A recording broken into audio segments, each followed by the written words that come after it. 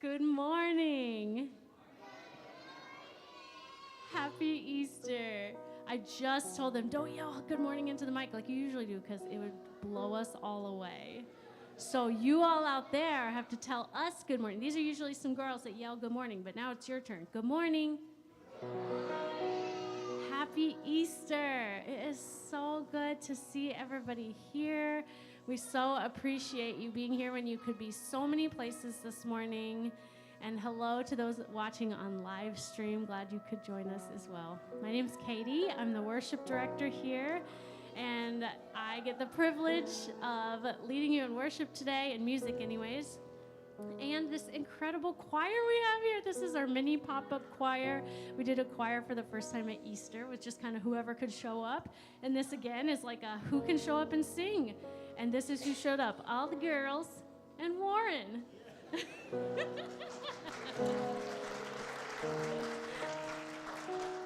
Warren's holding down the bass part. But hey, we're so glad you can be with us. We usually start with a song, so we would love for you to sing with us as much as you want, as much as you can. Some songs may be familiar, some songs probably won't be. That's okay. Just do your best, and we hope you enjoy. All right, if you're comfortable, please rise or stand as you're able. And we'll start with this old hymn. Because he lives, I can face tomorrow. Because he lives, all fear is gone. Because I know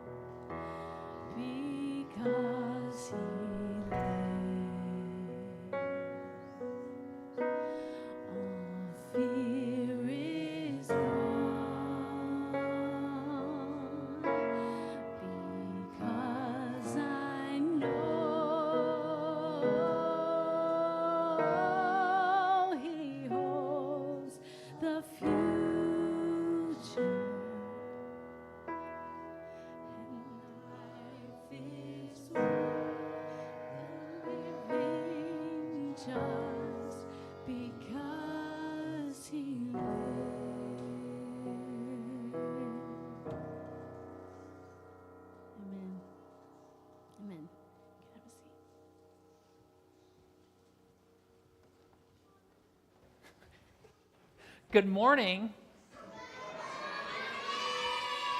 Happy Easter, everyone. It is so good to be with you on this beautiful Easter morning. Do you need help down? You got it.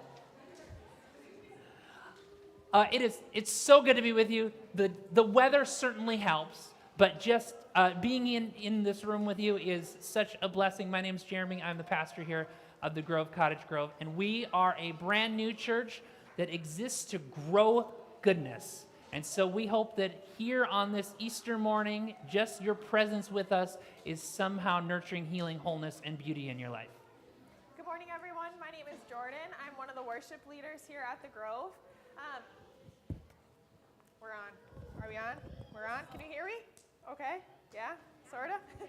Okay, I'm going to start over so everybody can hear me. My name is Jordan. I'm one of the worship leaders here at the Grove. As you can see, kids are super valued here at the Grove. There's lots of great different opportunities for them.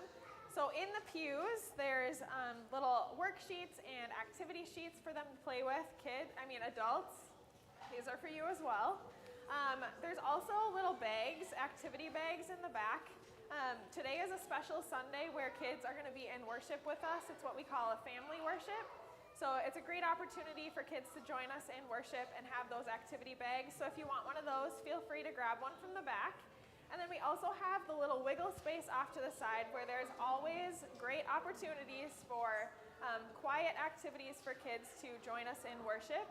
And then on a typical Sunday, we also have Grove Kids where they would head out into the Commons area and spend time with each other to grow, learn more about God, and build relationships with each other.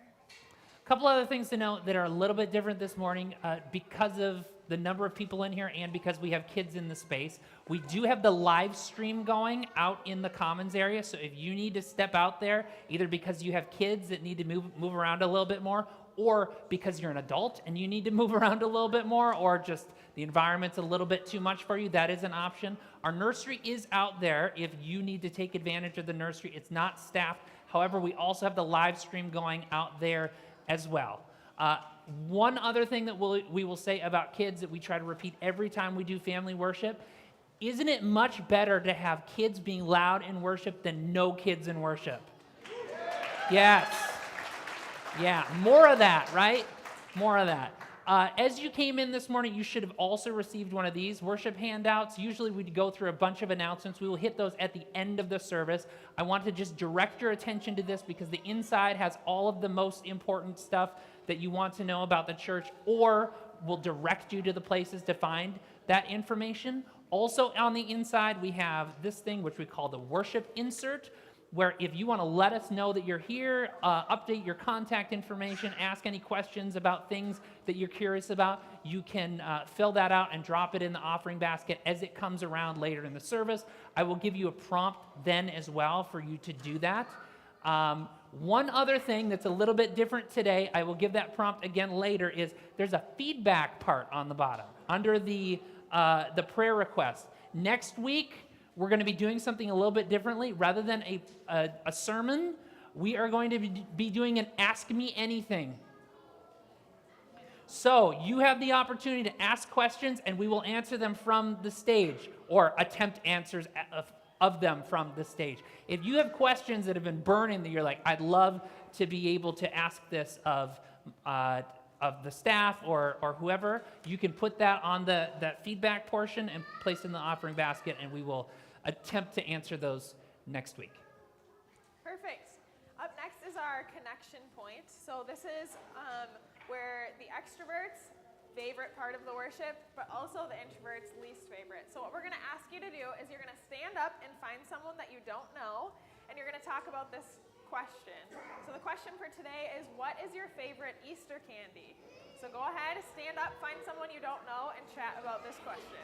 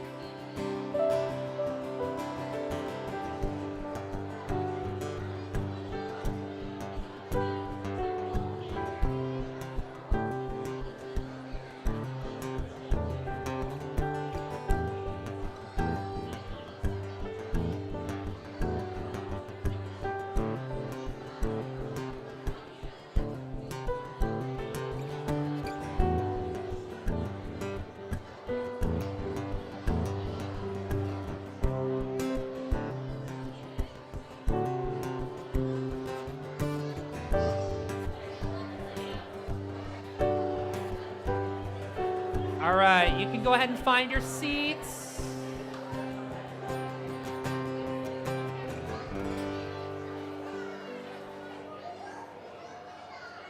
There's no wrong answer to that question, but the best answer is the best Easter candy is the candy that you steal from someone else's basket.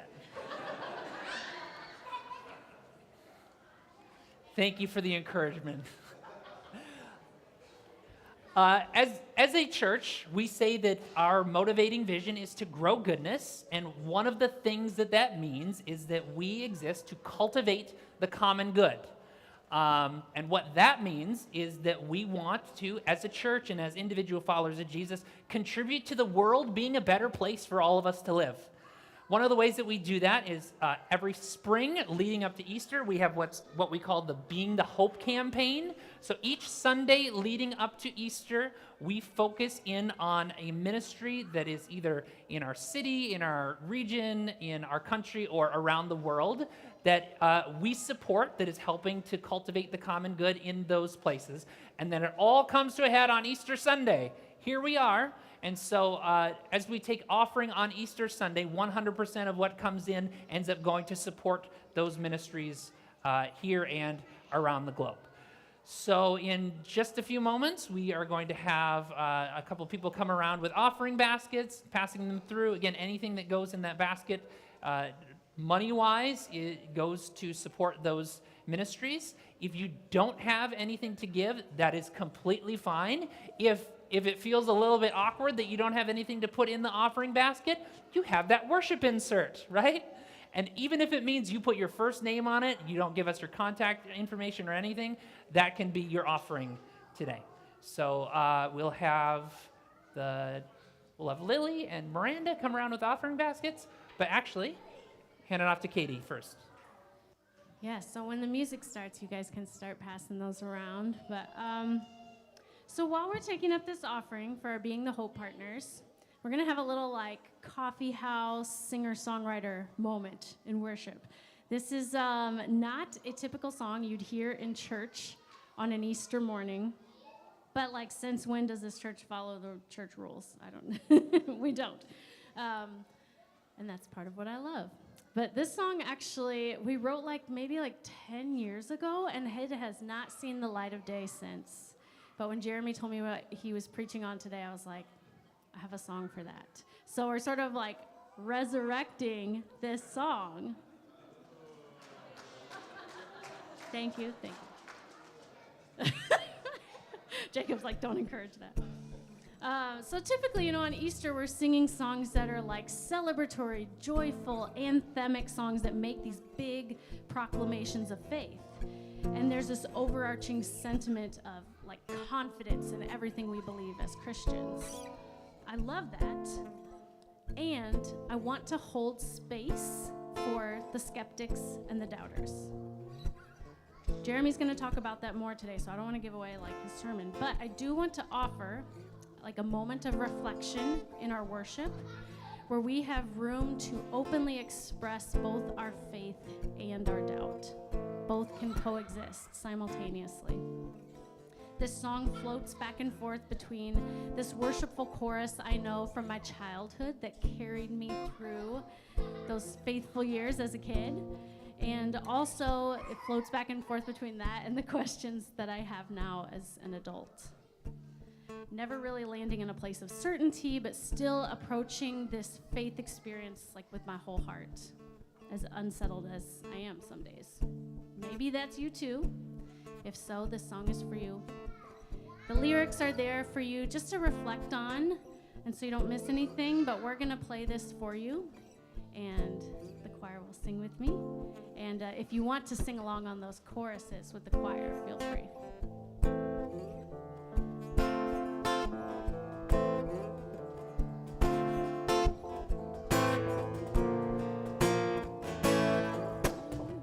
I never thought this day would come.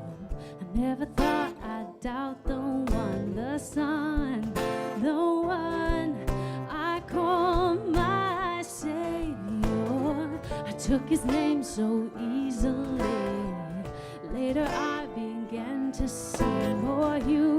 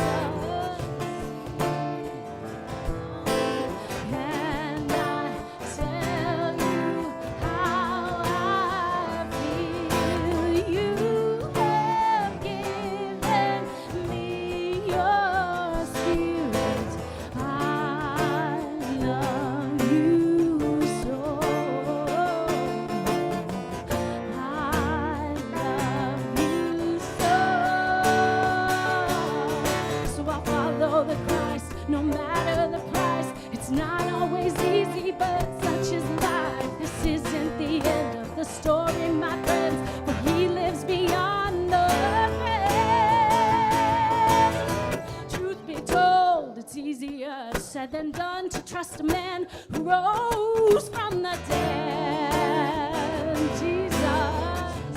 Oh, can I tell you how I feel?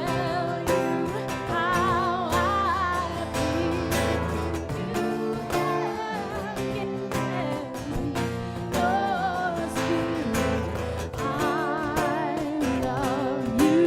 you so. I love you so. Oh, how I love you so. I love you so.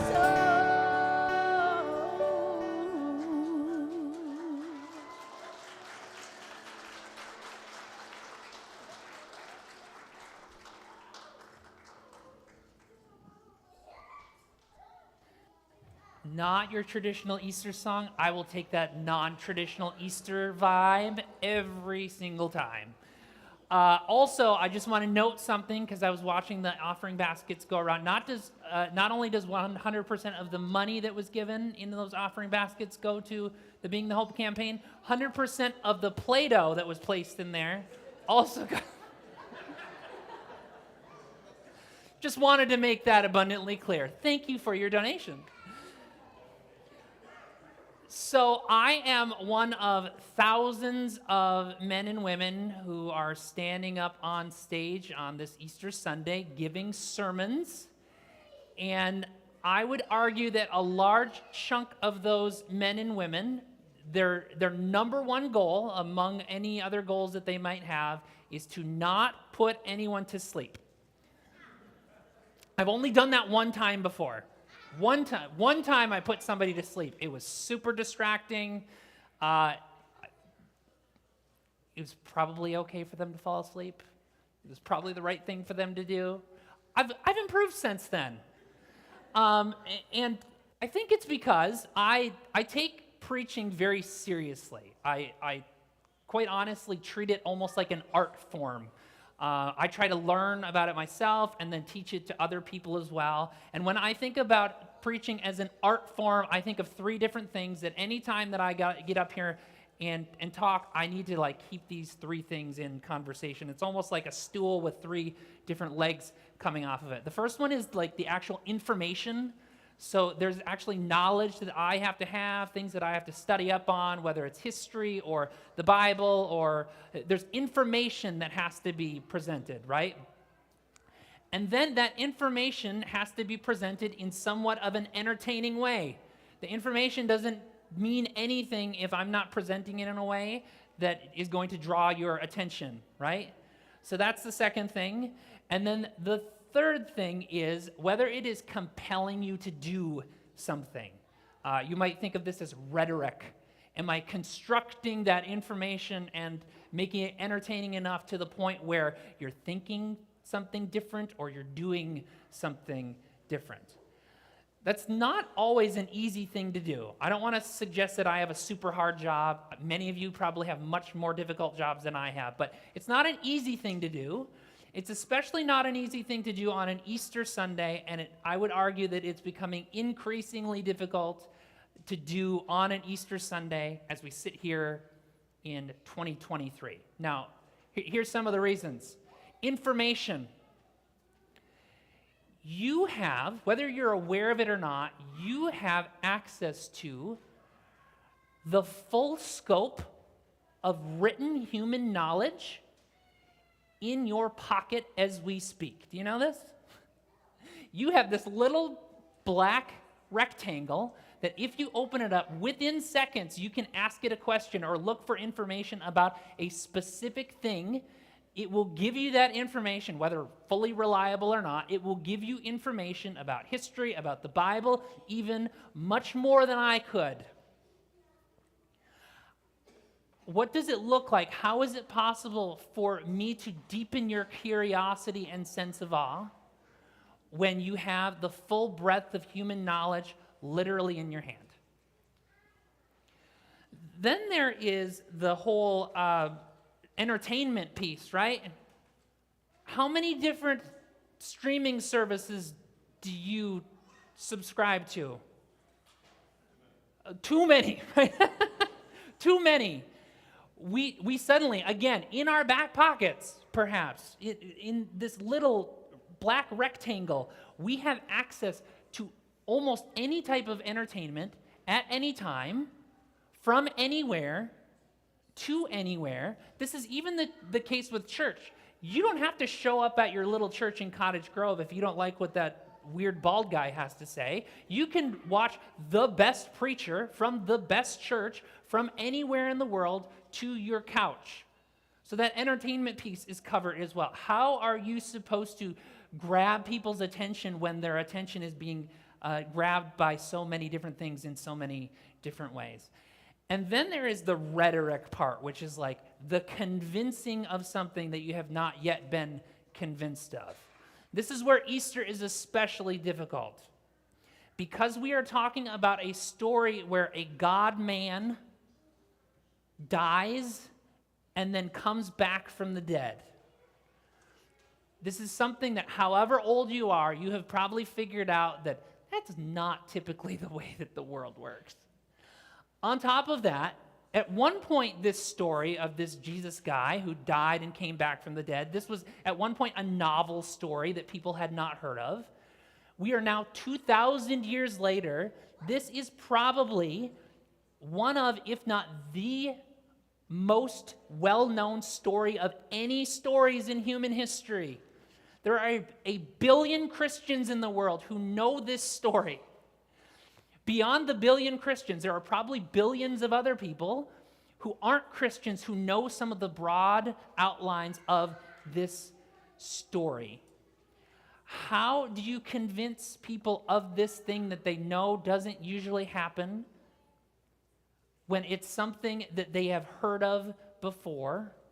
How do you convince someone of something that, if true, it is shocking, but after all this time is not really that surprising? This is actually where the Bible can be extremely helpful.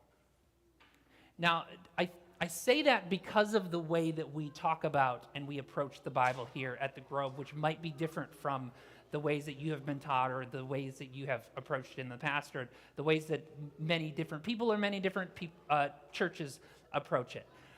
We do not talk about the Bible as if it is a roadmap that tells us exactly how to get from one place to another. That is a map. We do not talk about the Bible as is an encyclopedia that has all of that information, all of the things that you need to know. We do not talk about the Bible as if it is an answer book, right? We talk about the Bible as a collection of stories over hundreds of years that show us what the life of faith looks like in all of its messiness.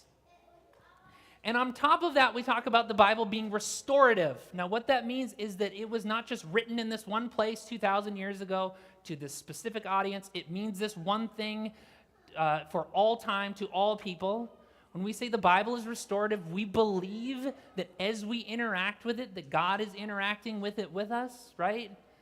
That it is meeting us in our place and time of need, whether that was the case 2,000 years ago or not, that it is speaking to us in this place, in this time, in our places of need. And I want you to remember that as we approach this story, as we turn to this story that you have heard before, that we have heard before. For 2,000 years, we have told this story over and over and over again.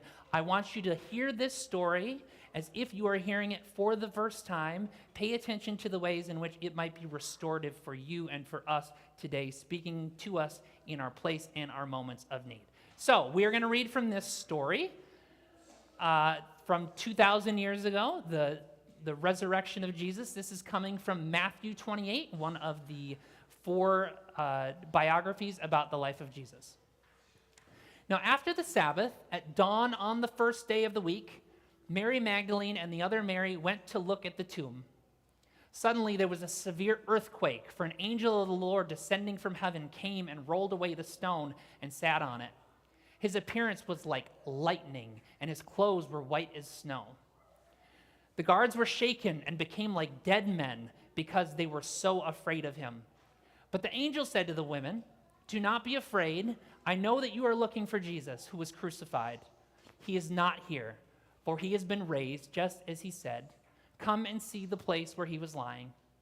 Then go quickly and tell his disciples, he has been raised from the dead. He is going ahead of you into Galilee. You will see him there. Listen, I have told you." So they left the tomb quickly with fear and great joy and ran to tell his disciples. But Jesus met them, saying, "Greetings." They came to him, held on to his feet, and worshipped him. Then Jesus said to them, "Do not be afraid. Go and tell my brothers, and go to Galilee. They will see me there."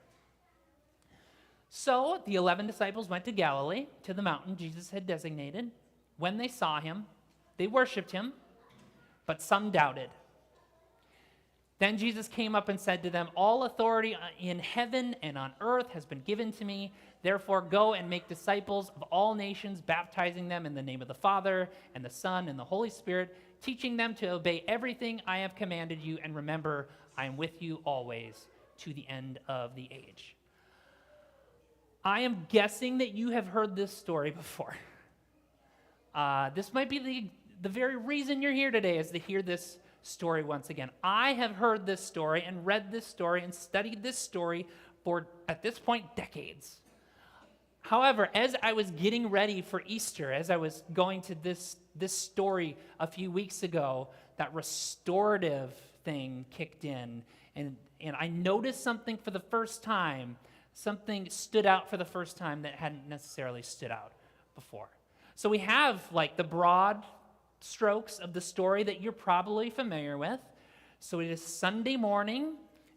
These women go to the tomb. They find that the tomb is empty. Jesus is not there. They're scared by that. Jesus appears to them.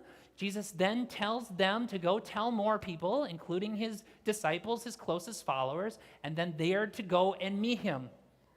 We know that. That probably all sounds very familiar, right? But here's what stood out to me. They go and meet him. And here's what Matthew says. Here's what Jesus' biographer includes in this. They go and meet him. They worship him. And some doubted. What on earth is going on here?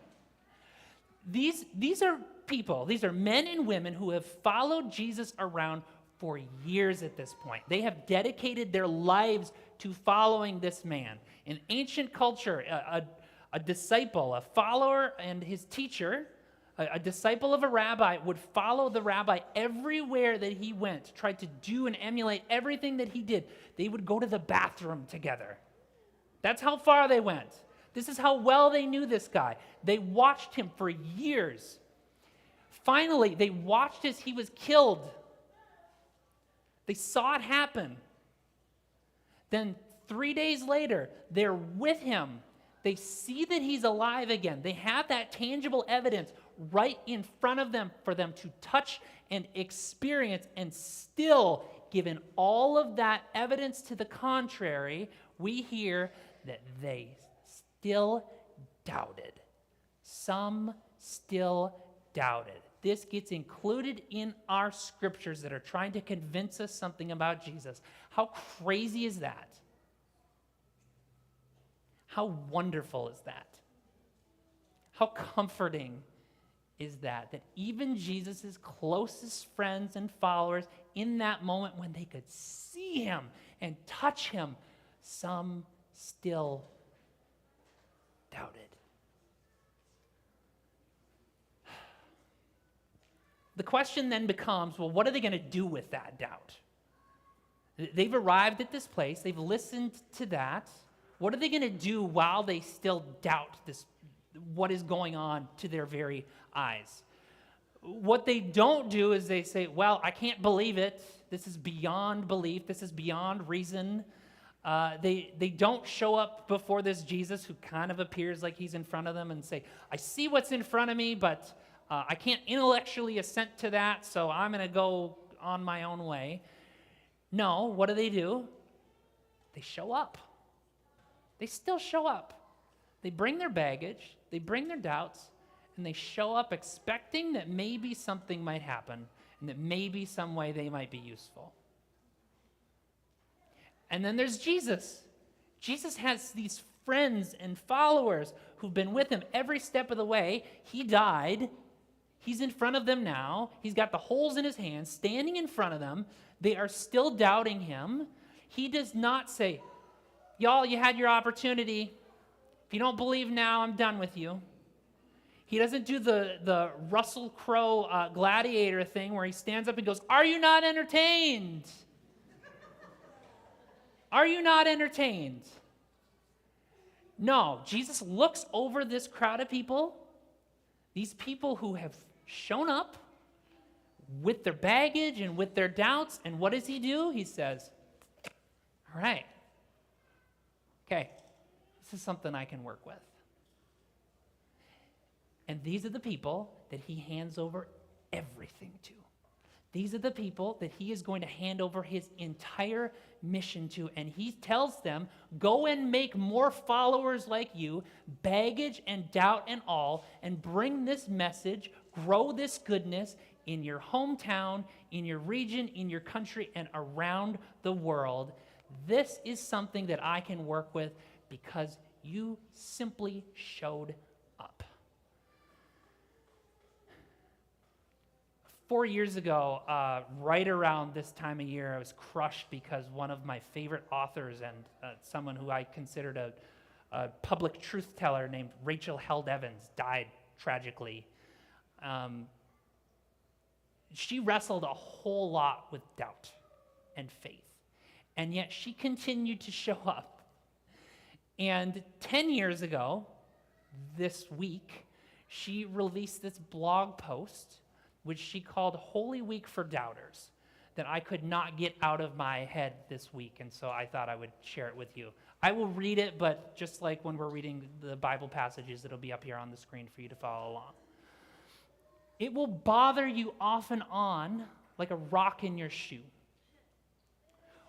or it will startle you like the first crash of thunder in a summer storm, or it will lodge itself beneath your skin like a splinter, or it will show up again, the uninvited guest whose heavy footsteps you'd recognize anywhere, appearing at your front door with a suitcase in hand at the worst possible time. Or it will pull you further out to sea like a riptide, or hold your head under as you drown, triggered by an image, a question, something the pastor said, something that doesn't add up, the unlikelihood of it all, the too good to be trueness of it, the way the lady in the thick perfume behind you sings, up from the grave he arose, with more confidence in the single line of a song than you've managed to muster in the past 2 years. And you'll be sitting there in the dress you pulled out of the back of your closet, swallowing down the bread and wine, not believing a word of it. Not a word. So you'll fumble through those back pocket prayers, help me in my unbelief, while everyone around you moves on to verse 2, verse 3, verse 4, without you. You will feel their eyes on you, and you will recognize the concern behind the cheery greetings. We haven't seen you in a while, so good to have you back. And you will know they were thinking exactly what you used to think about Easter Sunday Christians: nominal, lukewarm, indifferent. But you won't know how to explain that there's nothing nominal or lukewarm or indifferent about standing in this hurricane of questions every day and staring each one down until you've mustered all the bravery and fortitude and trust it takes to whisper just one of them out loud on the car ride home. What if we made this up because we're afraid of death?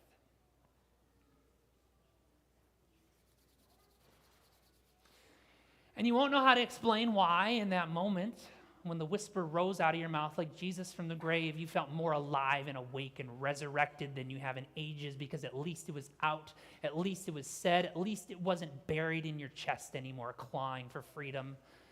And if you're lucky, someone in the car will recognize the bravery of that act. If you're lucky, there will be a moment of holy silence before someone wonders out loud if such a question might put a damper on Easter brunch. But if you're not, if the question gets answered too quickly, or if the silence goes on too long, please know that you are not alone. There are other people singing words to hymns they're not sure they believe today. Other people digging out dresses from the backs of their closets today. Other people ruining Easter brunch today.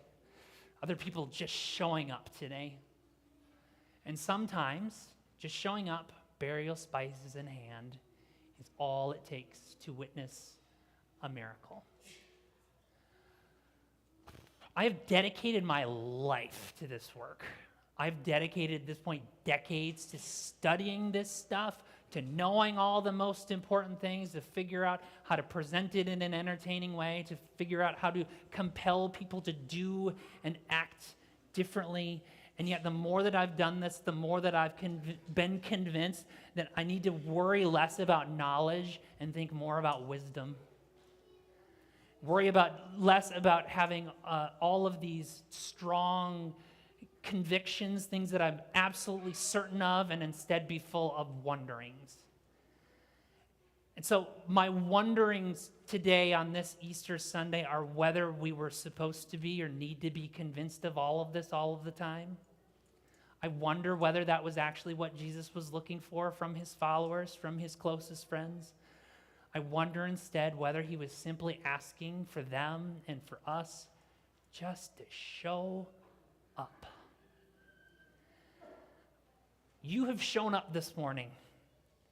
I don't know how you are showing up this morning. I don't know what baggage, what doubts you are bringing into this room. I don't know why you're here.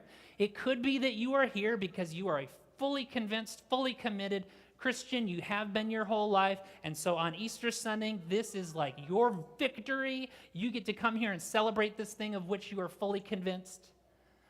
You might be here this morning because your spouse or your parent drug you out of bed and told you had to come. You might be here because you are searching for something. There's some sort of hole or opening in your life, something that you might not be fully convinced of, but there's like a crack that's there, and you're looking for that possibility that crack might be full of something. You might walk into this room full of all sorts of past pain and trauma and thinking, maybe this is a place where I can start sorting through some of that. You might be here not for the whole religious thing. You might be here this morning because you are looking for meaningful relationships, good things for your kids, and a way to contribute to the world being a better place to live. And maybe the church on a Sunday morning is the best way to do that. I don't know how you are arriving this morning, but I want to encourage you that you showed up. And you are surrounded by people who have shown up. And when Rachel Held Evans talks about saying, trust that there are other people in those shoes. We are growing a community here in Cottage Grove, at the Grove, of people who continue to show up, baggage and doubts and all. Some of us doubt all of the time. All of us doubt some of the time, but we are a community of people who are believers and doubters, questioning seekers and curious skeptics who continue to show up and be there for one another, who are convinced that this following Jesus thing is the best way to live, who are convinced that growing goodness is how we ought to live and move in the world. And so we continue to show up week after week, reminding ourselves of the resurrection, not only the resurrection of Jesus, but the resurrection that we continue to see in the lives of the people that we are surrounded by. So my hope, my prayer for you, for us, as we continue this Easter morning, as we go out from here, is that you will continue to show up. That you will show up for God. That you will show up for yourself. That you will show up for the other people in this room and not yet in this room. Because just in showing up, you are being witnessed to, and you yourselves are a miracle. So let that be so of us today and every day.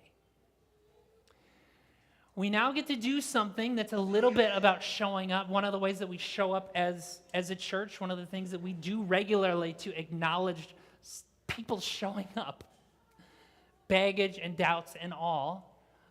We talk about these things in the church, the sacraments.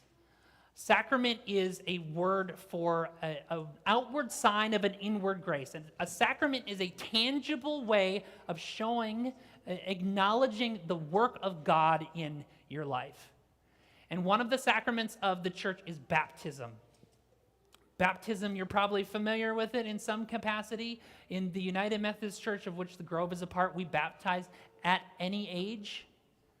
Baptism is conveying new beginnings. You might even say resurrection. It is about cleansing. It is about renewal. It is about acknowledging God's presence with and through us. We will often have children come up here. Their parents will come up here presenting their children, and it's an acknowledgement of God's grace that's already at work in and through them, and an acceptance of them into the community of the church. We also are willing to baptize adults who are, for the very first time, acknowledging the work of God in their lives. And today we get to do something a little bit different, which is kind of like baptism. It is an acknowledgement of God's work in someone's life, but it is a remembering of a baptism that at some point happened, but now this person is taking a new stance, a new opportunity to acknowledge the work that God is doing in their lives. So I'm going to have Maggie come up here. Please welcome Maggie. Maggie, you're going to need, are you willing to share? Ready to talk? Okay, Maggie, can you pronounce her last name? Peltonimi. Maggie Peltonimi is here to acknowledge this thing that has been going on in her life, how God has been at work in her life in the last days, weeks, months. And you're willing to share a little bit about it? Yeah. Okay, borrow your microphone.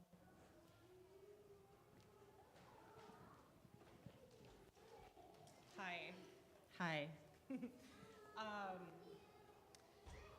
I wasn't expecting to share, but what I can say is I have loved God a long time, and I've had a lot of different, I've studied a lot of different God ideas throughout my whole life, so I feel like this is a pretty, I trust for myself that this is an informed decision.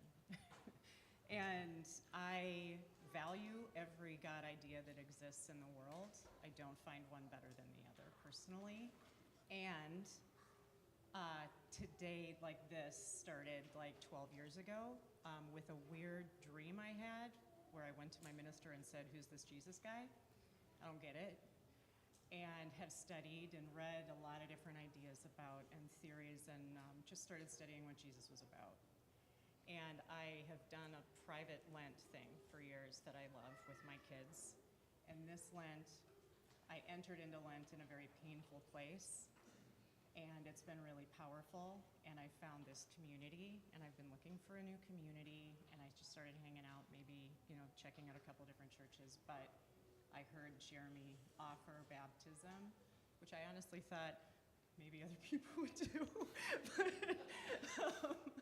I was in the back when my boyfriend was singing, and I really love this church, and more importantly, I trust this community. I trust this church a lot, and that's important for me. And I just started being curious about that in my own daily Lent stuff, and then it became clear that I wanted to do this because this is a choice for me, that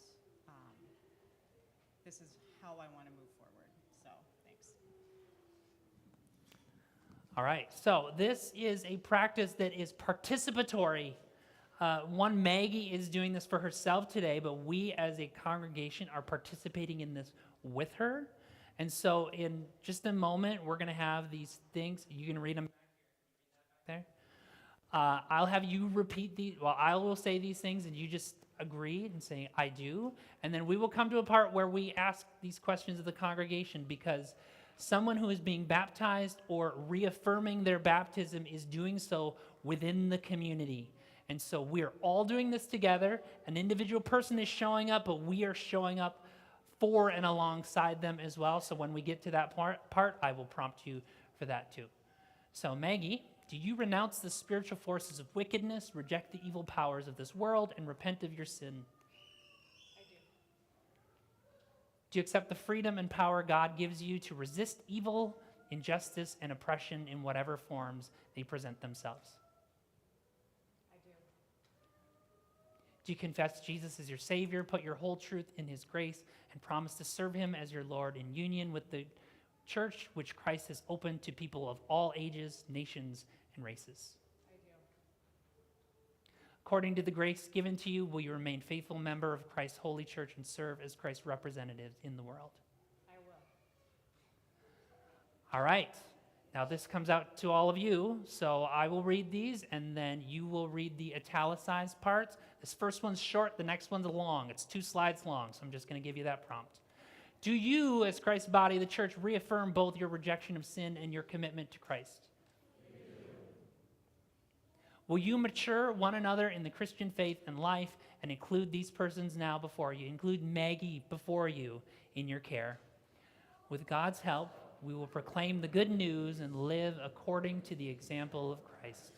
We will surround this person with a community of love and forgiveness, that they may grow in their trust of God and be found faithful in their service to others.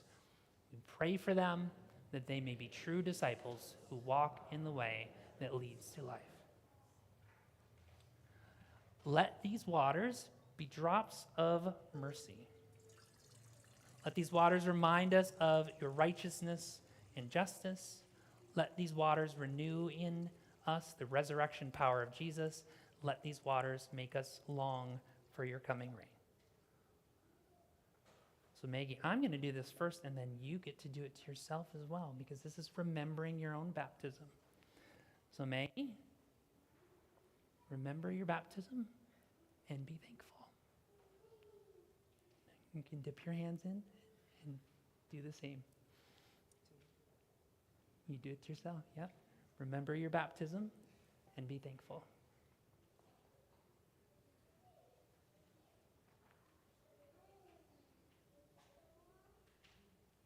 Thank you for showing up. Thank you. Let's give Maggie a hand.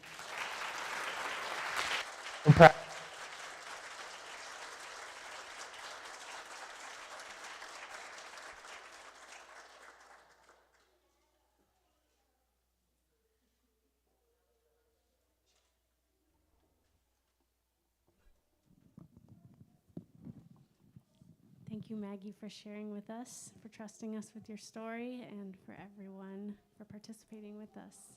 We have one more song to sing together before we go, wherever you're at in your faith. I hope at least part of this song resonates. This song is one we've been singing together as a community for about a year now. It's one that speaks of where we are and where we're going and all the hope that we have in that. So again, if you will, please rise or stand as you're able, and we'll raise our voices together.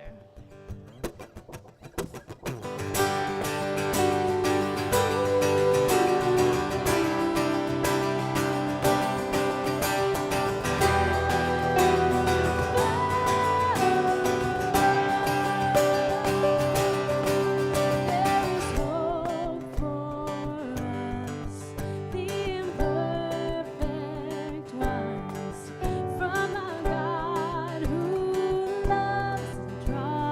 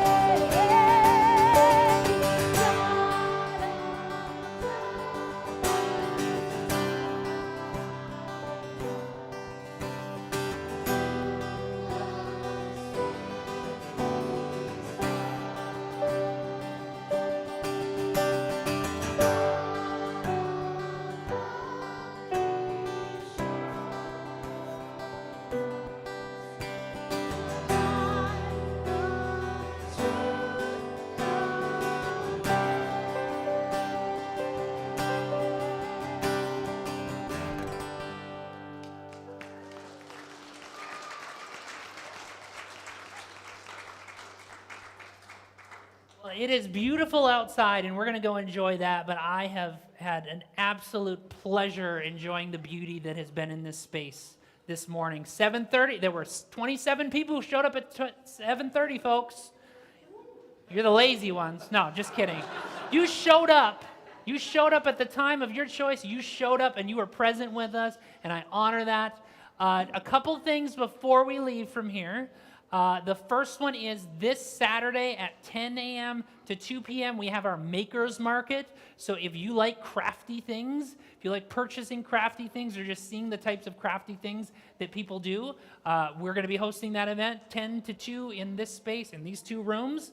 If you're interested in volunteering, setting up, helping during the event, or cleaning up, we're still looking for volunteers for that as well. So that's the first thing. The second thing, as I mentioned earlier, we're going to do an Ask Me Anything next week. So if you have like burning questions that you, if it's not just that you want them answered, but you just have to get questions out there, whether they get answered or not, we would love to be able to field some of those next week.